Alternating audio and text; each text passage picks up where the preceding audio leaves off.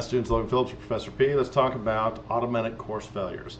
Now, inside this course, there are a few different ways that you can get an automatic course failure. That means a 0 on your transcript, a immediate F that you can't come back from.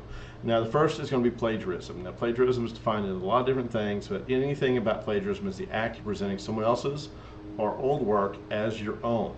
That's without citations, without proper attributions.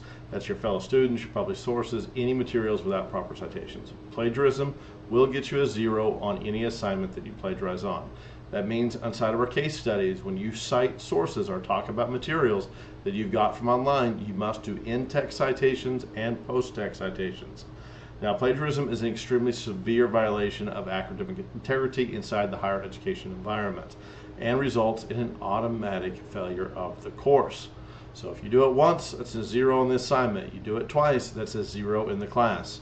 No more discussions, just automatically a 0. Now, the learning goals for higher education is for you to prove mastery of objectives. If you're doing academic integrity violations, you are proving that you are not a master of the material and that you're trying to shortcut it. So that causes the automatic failures.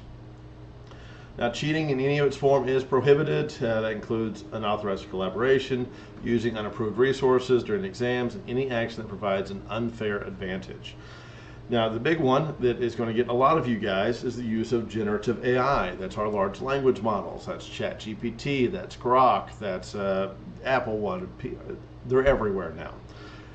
I do not tell you you cannot use generative AI. I welcome it. Use it appropriately.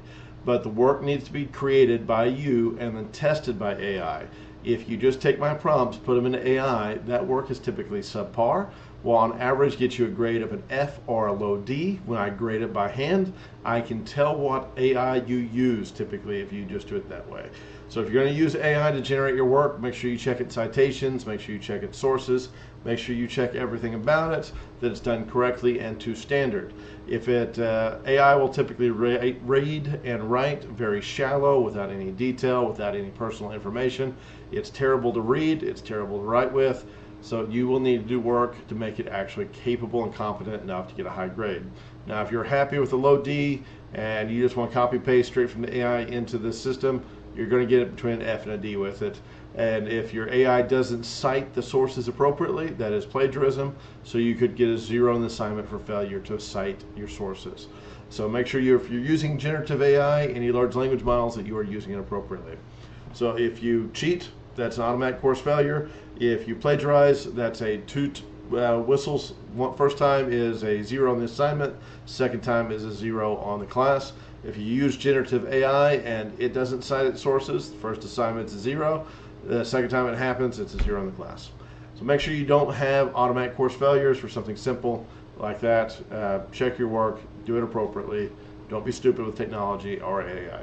Guys, if you have any questions, comments, concerns, let me know. Otherwise, enjoy the class.